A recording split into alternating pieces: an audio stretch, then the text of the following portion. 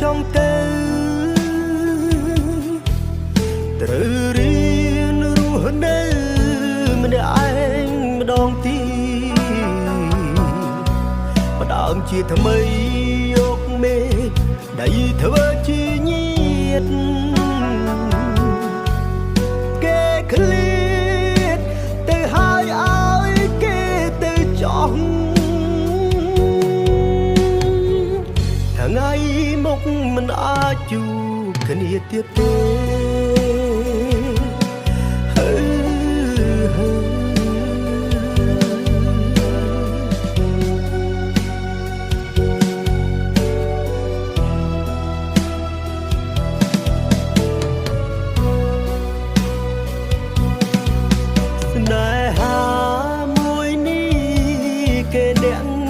ចាប់ផ្ដើ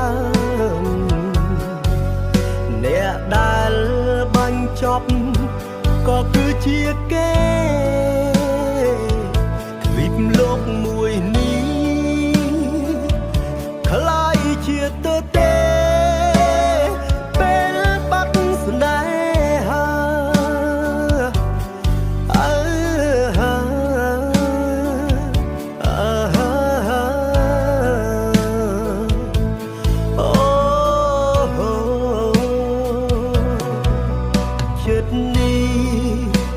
មិនងាយនឹងព្រមស្រឡាញ់បើស្រឡាញ់ហើយគឺលំមរណាតើអ្វីលេងសើចនឹងមនុស្សឯកាចូលមកមួយផ្លែតក៏ចេញទៅវិញហេតុអ្វីមិនអាចស្រឡាញ់រហូត